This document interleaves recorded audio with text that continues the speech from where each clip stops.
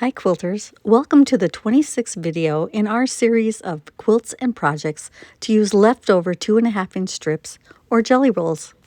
A while back, when I was sorting out my 2.5-inch strip bucket, I gathered together a large assortment of novelty and kit prints. I also found a good quantity of blue and green strips, so I'm going to make two versions. The pattern from Moda is called Short and Long. I'm going to use the kit prints on the long version and the blue and green on the short version. The first thing I'm going to do is press all my strips. I need to find 72 strips that are at least 21 inches long.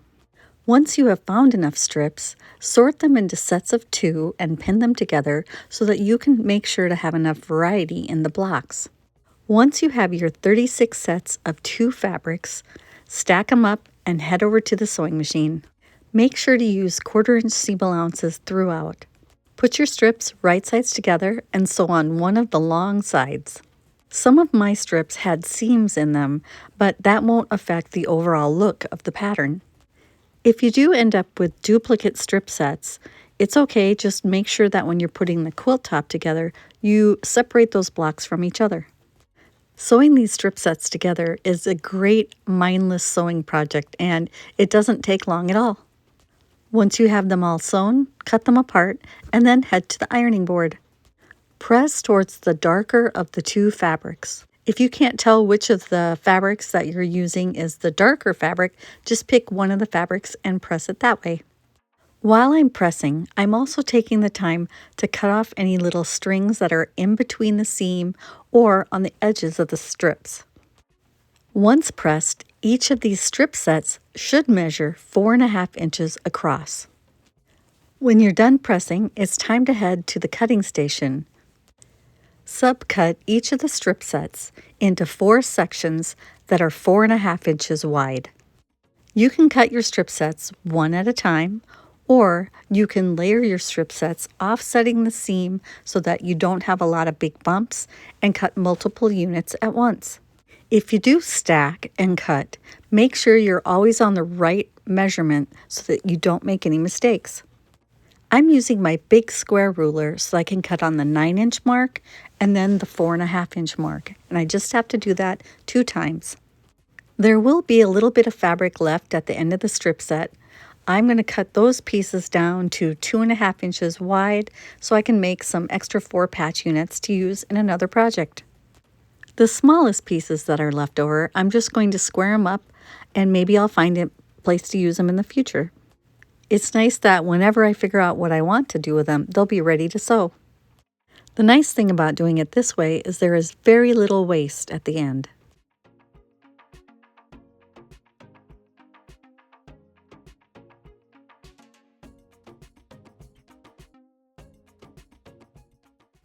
Once all your pieces are cut, sort them into matching piles. If you keep your pieces together, it's much easier to put the blocks together.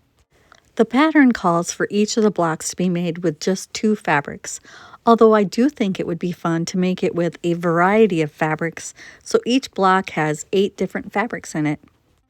So don't be afraid to play around with the pattern a little bit if you want to make it just a little bit different. And of course, this pattern was designed to use with a jelly roll. The nice thing about jelly rolls is the fabrics are all very cohesive and work well together.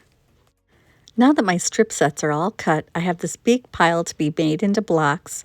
I have these little scraps that are going into the garbage, and then I have pieces to make 4 patches and a few other little pieces I can put together into something, and then pieces left over for leaders and enders.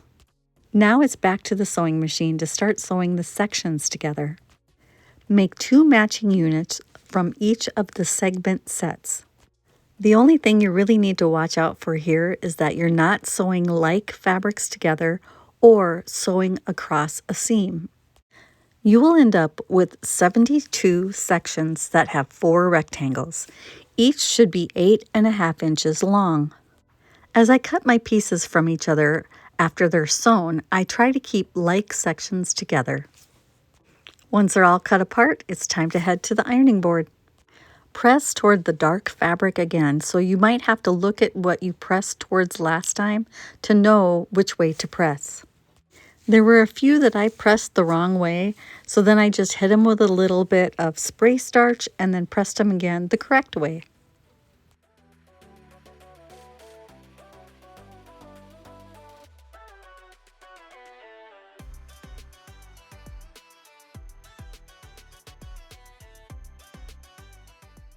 Once they're all pressed, it's time to head back to the sewing machine to put the blocks together. If you've pressed towards the dark on each of these strip sets, when you turn it around to sew the block together, all these seams should nest perfectly. The only thing to watch out for here is that you're not sewing like fabrics to each other.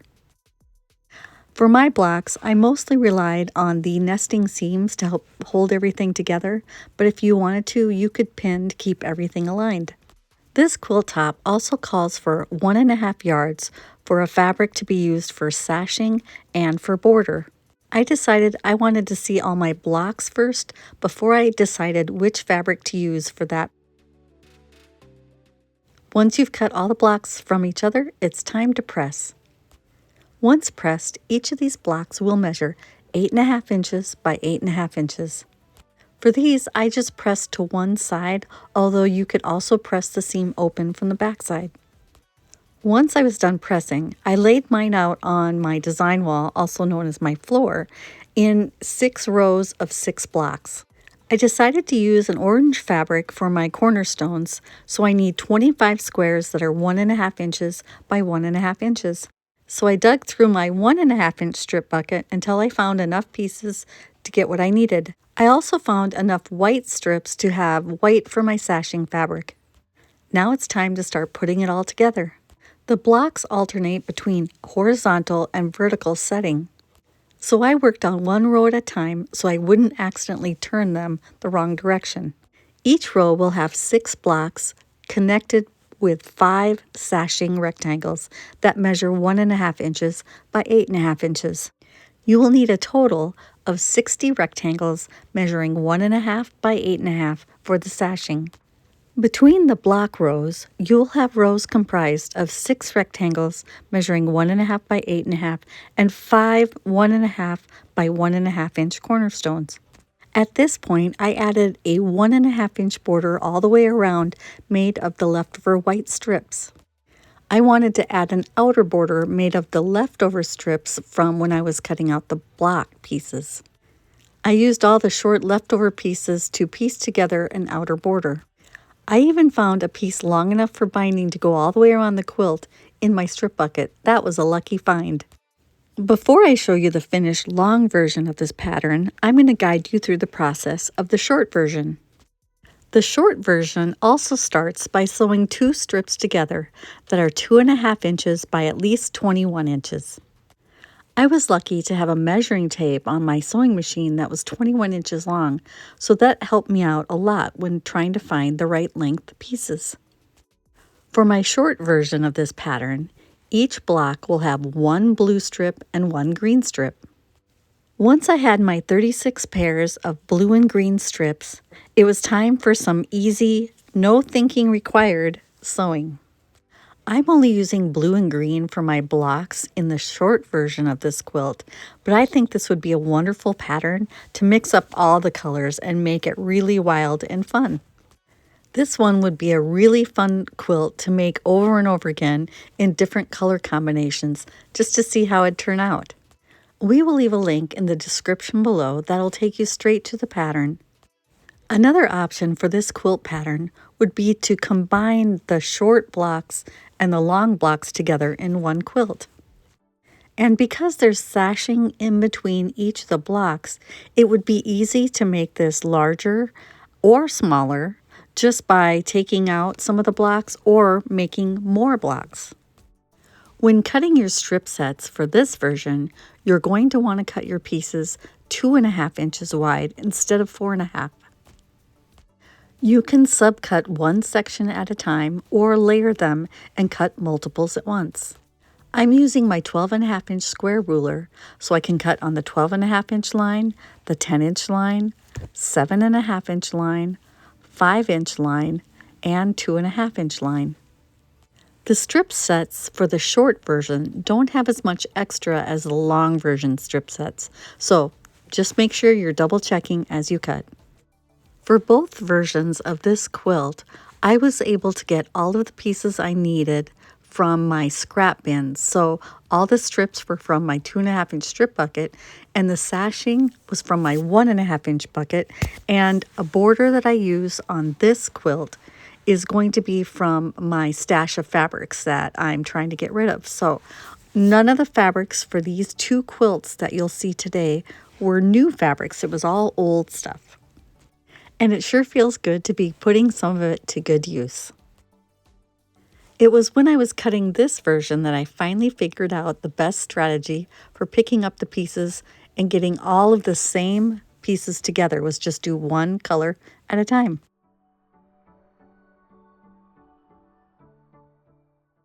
Everything's cut and now it's time to sew.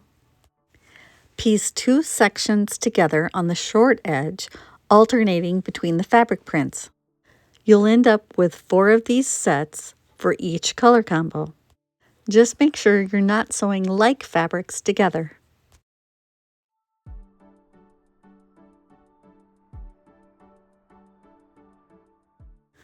Let us know in the comment section below if you're going to use a jelly roll to make this quilt or if you'll use leftover 2.5-inch strips from other projects. We'd love to hear what you're going to do.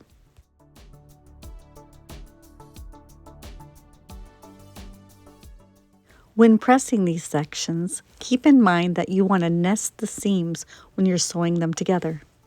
At this point in making these blocks, there are twice as many pieces as the long version had, and you'll do twice as much sewing to make the blocks than you would for the long version. The time you spend for the strip sets and putting the quilt top together once the blocks are made is the same for both quilts. It's just the sewing of the blocks that's a little bit different. It's kind of ironic that the short version takes longer to make than the long version. Make sure that you're sending both halves of the block through the machine the same exact way. So I always made sure to send it through with the blue leading the way. And just like the long version, you want to make sure you're not sewing like fabrics together.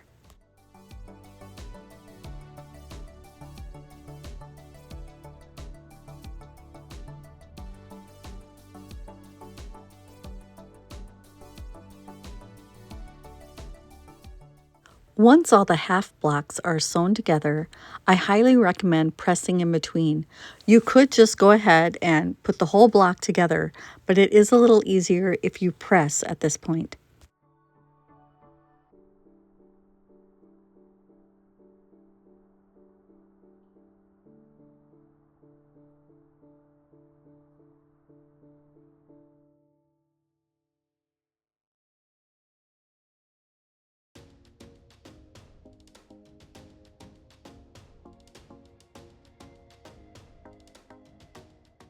Now it's just time to sew the last seam on each of these blocks.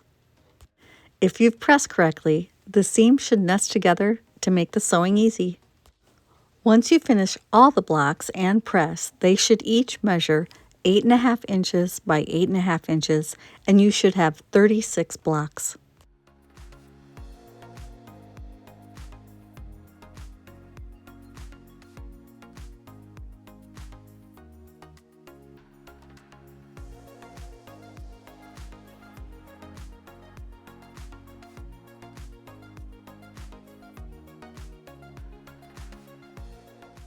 For this last seam, it doesn't matter which direction you press it, you just need to make sure your block lays flat.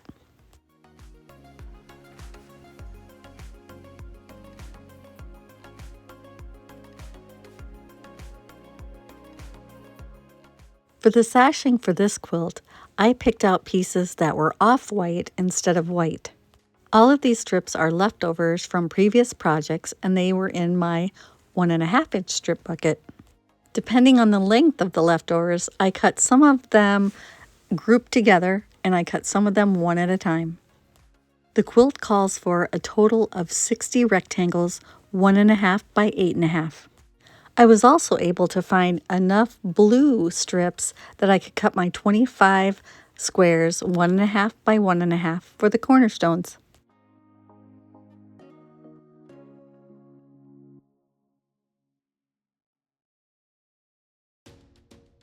Before I lay it out on my design wall, I'm going to take out 6 of these blocks and then add a sashing piece to all the rest of them.